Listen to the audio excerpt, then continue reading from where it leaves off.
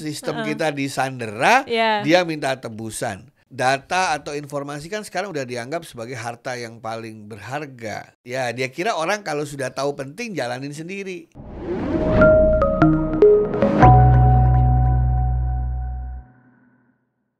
Halo iThinkers, ketemu lagi di Asaba iTalk episode 3. Nah, di podcast Asaba ini kita kedatangan tamu spesial, ada Profesor Eko Ji selaku nih ya, pengawas internet se-Indonesia. Waduh. Ketua pertama. Ketua dulu, pertama. Ya. Oke, ketua pertama nih pengawas internet. Jadi dulu internet diawasin banget nih. Nggak kayak sekarang udah luar biasa nih Prof ya. Apa kabar Prof? Baik, sehat selalu. Sehat selalu. Nah pastinya aku sama Prof dan juga tim di belakang sudah melakukan prokes. Jadi kita podcastnya bisa aman dan juga sehat ya. Prof, di masa pandemi ini kan kita tahu dari tahun 2020 ya. Semuanya tuh berubah menjadi digital. Mulai dari pembayaran, belanja, bahkan bekerja, menyimpan data aja harus digital. Betul. Menurut Prof, ngelihat fenomena ini nih kayak gimana?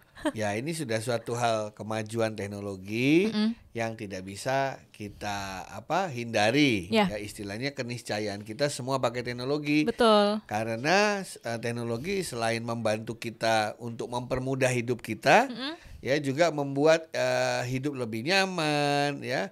Kita bisa melakukan kegiatan lebih produktif, ya, lebih cepat gitu ya, dan tentu saja jauh lebih murah dibandingkan kita harus pergi ke sana ke sini membuang banyak biaya. Oke, memotong akomodasi juga ya Prof ya. Akomodasi, transportasi, waktu, itu kan semua harga yang harus dibayar kalau nggak pakai teknologi. Oke. Nah, Prof, di akhir dan juga di awal 2021 dan 2022 ini kan kita flashback dikit nih ya, ada banyak bencana alam. Nah, tadi kan aku ngomong lagi soal banyak juga memang data-data sekarang karena di era digital disimpannya tuh secara digital juga. Gitu. Nah, apalagi kalau perusahaan sendiri nih Prof kan punya banyak data. Nasabah, semuanya customer segala macam. Nah, kalau ada hal seperti itu nih Prof, buruknya itu bagaimana sih? Jadi teknologi itu kan jelas dibangun oleh manusia, dikembangkan manusia untuk memberikan manfaat. Iya, betul. Pada saat yang sama, pada saat manfaat itu besar, risiko yang kita hadapi juga besar. Ya, kenapa? Kan di dunia ini tidak isinya bukan hanya orang baik. Banyak orang jahat juga. Banyak kriminal, ya. Dan data atau informasi kan sekarang udah dianggap sebagai harta yang paling berharga. Bagi perusahaan, bagi pribadi dan lain sebagainya. Oleh karena itu, kita harus pandai-pandai menjaga data dan informasi yang kita miliki. Nah, kepandaian mengelola data itulah yang namanya literasi informasi atau literasi manajemen data. Ya, kalau dulu kan literasi itu bisa baca tulis gitu ya. Iya, itu udah paling utama ya. Literasi zaman sekarang bisa mengelola data digital dengan baik supaya tidak jatuh ke tangan orang-orang yang tidak berhak. Oke, berarti pastinya nih perusahaan kalaupun nanti ada ya amit-amit gitu ya Prof, ada bencana atau apapun itu, berarti mereka juga sudah menyiapkan sistemnya juga ya untuk penyimpanan data. Data itu kan data digital ya, bentuknya kan file. Data dalam bentuk file itu kan pasti disimpan di alat penyimpan. Alat penyimpannya bisa flash disk, bisa CD, bisa hard disk gitu ya. Nah, alat-alat penyimpan ini ya juga harus kita kelola. Ada juga yang nyimpannya di cloud. Cloud itu artinya apa? Hard disk milik orang lain. Cloud artinya media penyimpan milik orang lain yang bisa kita akses. Ya kayak kos-kosan kan. Kos-kosan kan kamarnya bukan punya kita. Punya orang. Punya orang. Kita menyewa. Betul kan ya? Iya. Nah, yang jaga kos-kosan di dalamnya bersih atau siapa? Kita. Yang menjaga pintu kamar kita kos-kosan aman apa tidak, jendela ya kita sendiri. Mereka menyediakan kamarnya, tapi kitalah yang bertanggung jawab untuk merawatnya dan juga mengelola keamanannya. Oke. Nah Prof, kan kalau di era digital ini kan kita tahu ya banyak aplikasi tadi penyimpanan digital. Nah seperti Azure Backup Cloud yang di-provide sama Asaba ini, apakah hal itu meminimalisir nih untuk manajemen risk data sendiri? Oke, saya punya prinsip bahwa data yang penting harus saya kelola dengan cara yang khusus. Cara pertama, saya pasti ingin mengelolanya saya taruh di tempat yang aman. Pasti. Nah, di tempat yang aman selalu saya taruh minimum di 2 tempat. 2 tempat?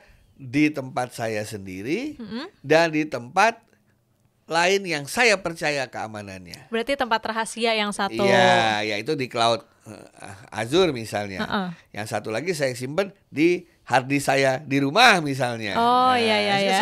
Saling membackup kan? Kan kalau kan ada pepatah kan jangan cuma taruh di satu tempat. Nah enaknya data digital itu kan bisa di-copy ya. Iya. Kalau fisik kan cuma boleh milih satu nih. Iya, kalau digital bisa di-copy banyak. Nah bisa di-copy. Satu saya taruh di tempat yang saya percaya, mitra-mitra. Yang satu lagi di tempat saya. Itu prinsip yang sering saya pakai. Nah bagaimana milih mitra yang baik? Kan cloud banyak ya. Carilah yang memiliki kredensial yang baik. Yang namanya baik. Iya. Yang pendirinya kita kenal. Ya istilahnya bonafit lah perusahaannya begitu. Oke, berarti itu juga mungkin meminimalisir kalau misalkan satu cloud yang kita percayakan, yang tadi mungkin perusahaannya kita nggak tahu atau gimana karena mungkin murah atau free, ternyata tiba-tiba perusahaannya bangkrut gitu. Iya, bingung kita. Nah, cara tahu perusahaan itu bonafit apa tidak, satu, kita melihat namanya, kita bisa searching siapa yang mendirikan, kapan dan lain sebagainya. Kedua, kita tanya kliennya dia. Oh ya. Yang sudah menggunakan jasanya siapa aja. Kalau perusahaan-perusahaan besar terkemuka, wah pasti serius kan? Iya. Ketiga, kita wawancara klien-klien kita itu gimana selama ini manfaatnya, puas apa tidak. Kalau bagus ya kita ikut join. Biasanya seperti itu. Oke. Ya, banyak orang tuh lupa begini. Datanya penting banget, datanya berharga. Terus pikiran dia, tapi kan ada tempat gratis, taruh tempat gratis aja deh. Oke, datanya penting tapi aneh ya, datanya penting tapi pengennya nyampinnya gratis lah. Kalau namanya penting ya kita juga perlakukan dia sebagai penting. Harus berkorban juga. Saya pasti akan korban biaya supaya juga aman begitu. Kan istilahnya dalam dunia tuh nggak ada yang namanya gratis. No such a free lunch. Pasti ada kompensasinya. Suruh ngelihat iklan kayak ada sponsor kayak atau apa. Nah, saya lebih baik kalau untuk yang penting-penting saya tidak khawatir mengeluarkan investasi saya untuk menjaga yang penting itu. Oke. Nah berarti kan sekarang cara perusahaan juga sudah berbeda ya menyimpan datanya itu sendiri. Nah Prof ada edukasi nggak yang menurut Prof nih kan ya penting banget nih manajemen data ini untuk perusahaan yang mungkin memang belum menerapkan Prof? Ya, ada langkah-langkahnya. Pertama, perusahaan harus memiliki mekanisme memilah-milah data, mengklasifikasikan data. Mana data yang sangat penting dan sifatnya konfidensial, mana data yang penting sifatnya internal, mana yang satu lagi sifatnya publik. Kalau yang konfidensial itu artinya hanya beberapa orang dalam perusahaan itu yang boleh tahu. Kalau internal, semua perusahaan di dalam itu boleh tahu, karyawan maupun pimpinannya. Kalau publik ya semua orang di luar perusahaan bisa tahu. Di antara internal dan publik ada tengah-tengah, misalnya antara internal dan mitra-mitranya boleh tahu. Pokoknya harus ada klasifikasi. Kalau sudah diklasifikasikan, baru langkah kedua, buatlah sistem keamanan sesuai dengan klasifikasinya. Kalau ini informasi atau data publik, ya pakai yang free nggak apa-apa, yang namanya juga publik. Iya, bisa diakses semua orang ya. Gitu kan? Tapi kalau ini yang sangat konfidensial hanya boleh diakses, diketahui oleh beberapa orang, ya kita cari caranya supaya hanya beberapa orang yang boleh akses. Kalau di film-film kan ada tuh ditaruh di satu tempat, yang kuncinya harus 2 orang barengan tuh. Kalau dua orang barengan baru bisa kebuka. Mungkin kayak begitu nanti. Jadi misalnya hanya 4 orang yang boleh lihat, dan itu pun ngelihatnya harus bersama-sama. Gak boleh cuma satu-satu. Gak boleh satu-satu. Wah, entah passwordnya ada 4-4-nya datang. Si orang-orang itu ya Prof ya. Wih, keren sih kalau udah masuk ke situ sih, itu keren ya. Iya, kayak peluncuran nuklir di Amerika kan bertahap dari siapanya dulu sampai ke panglima angkatan bersenjatanya, akhirnya presidennya mengiyakan, kan bertahap tuh. Passwordnya supaya tidak disalahgunakan. Nah kalau misalkan dampak yang terjadi nih Prof sama perusahaan yang mungkin terlambat sama adaptasi dengan manajemen risk ini. Nah tadi kan dikatakan kenapa orang juga kadang-kadang menggunakan cloud. Kalau saya simpan sendiri di rumah, kan namanya rumah ya rumah. Saya nggak punya manajemen di rumah itu manajemen anti kebakaran. Beda sama kantor gitu ya, Prof? Iya, harddisknya saya taruh di tempat yang kalau ada kebakaran bisa anti tahan api, kalau ada banjir nggak kelelep gitu kan ya. Iya. Nah, tapi kalau saya taruh di pihak ketiga di cloud itu tadi yang khusus untuk menyimpan data, pasti hal itu sudah mereka pikirkan. Jadi itu juga salah satu saya kenapa pasti saya juga akan memilih cara kedua, selain saya punya sendiri sebagai cadangan gitu. Dan satu lagi, kalau udah taruh di cloud, kemanapun saya pergi bisa saya ambil. Coba kalau ada di harddisk, masa saya gotong-gotong harddisknya? Apalagi kalau banyak ya, Prof ya, nggak cuma satu harddisk. Betul, disitulah gunanya. Ya, jadi kalau carilah cloud yang memang dia menyediakan khusus untuk security data. Nah, tuh benar banget. Oke, Prof, lanjut lagi nih. Aktivitas manajemen data itu kan bukan hal yang mudah ya untuk perusahaan gitu ya. Mulai dari proses panjang dari mengatur budget, lalu SDM juga. Nah, untuk Prof sendiri, untuk perusahaan itu tantangannya selain itu ada lagi nggak? Atau bagaimana mengatasi tantangan itu tapi untuk menjadi perusahaan yang lebih baik dari manajemen datanya? Jadi kalau kita ngomong manajemen data, itu namanya manajemen ya. Mulainya pasti dari perencanaan. Iya. Dari planning ya. Habis planning baru kita bangun sistemnya, build. Sistemnya udah bangun, kita jalankan itu manajemennya, kita run, kita execute. Habis itu harus kita monitor. Nah, banyak perusahaan nih monitornya lupa. Kenapa tuh, Prof? Ya, dia kira orang kalau sudah tahu penting jalanin sendiri. Oh. Ingat ya, manusia kalau nggak diawasin, ya kadang-kadang dia lalai begitu. Nah, terus ada istilahnya data life cycle. Apa tuh, Apa itu data life cycle? Namanya data kan pertama kali pasti diambil, betul ya? Diciptakan, diambil atau Anda ketik, masukin atau di scan apapun data itu. Habis data itu diambil kan disimpan data itu, betul ya? Habis disimpan, diorganisasikan, ini masuk mana, ini masuk mana, betul? Betul. Nanti suatu ketika datanya diolah. Habis datanya diolah, disimpan lagi. Habis datanya disimpan lagi, didistribusikan. Ditambah kurangi, betul ya?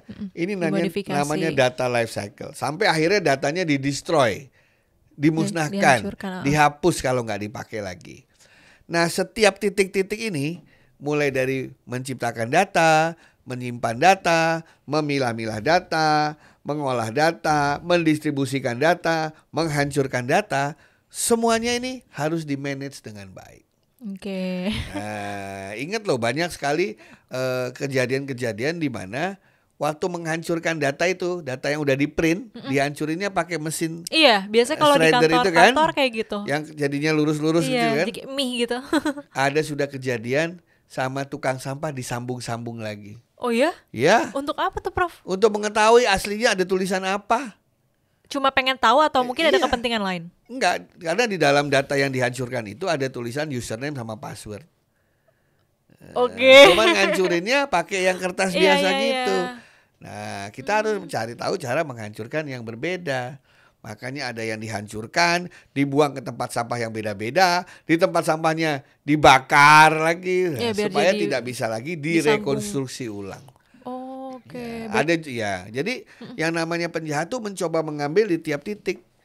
Pada saat disimpan dia coba ngambil, pada saat diolah dia coba ngambil, pada saat mau didistribusikan dia coba ngambil, ya kan? Nah, itu harus dikelola semua keamanannya. Itu menjadi tantangan sendiri ya. Setelah menerapkan itu, wah berarti kalau penjahatnya lebih pintar, kita harus lebih pintar lagi. Makanya perusahaan kan bilang, gimana dong supaya saya nggak lupa ini semua? Pakailah, adopsilah standar keamanan informasi, karena di situ sudah dikasih tahu apa yang harus diperhatikan agar tidak lupa gitu.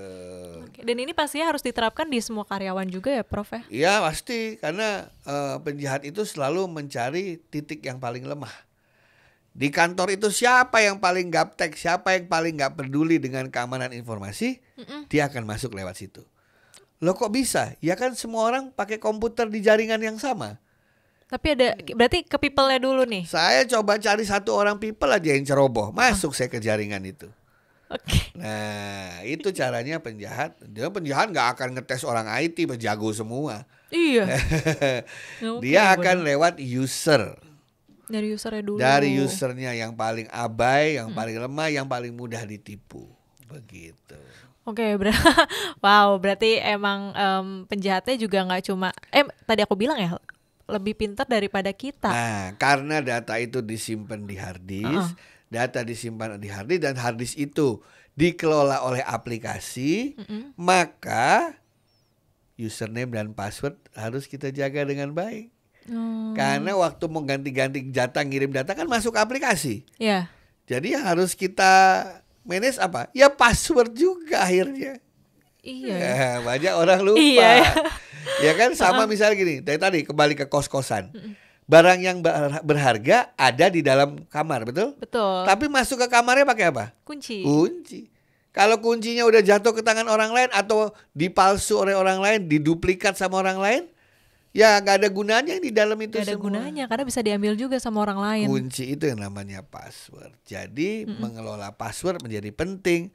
Ubahlah password sesering mungkin, buatlah password yang sulit ditebak orang lain dan lain sebagainya. Oke. Nah, berarti yang manajemen data ini Asaba kan yang tadi aku bilang ya memprovide Azure backup data nih Prof ya. Berarti itu juga mempermudah para pembisnis nih ya Prof. Azure backup data, ada kata backup di sini ya. Kalau Azure kan memperlihatkan bonafide-nya. Kata backup ini penting. Tahu apa kenapa? Karena backup ini satu-satunya cara untuk bisa melawan serangan yang namanya, masih ingat gak? Malware. Ransomware. Yang kedua berarti ya benar aku ransomware. Nah itu juga mungkin diingetin juga karena kan itu juga berbahaya. Dan juga sistem untuk kayak apa ya, menebus atau minta imbalan atau apa ya Prof ya kan? Bayangin iya. Ransomware itu sistem kita disandera, dia minta tebusan. Kalau aplikasi gampang kita install ulang.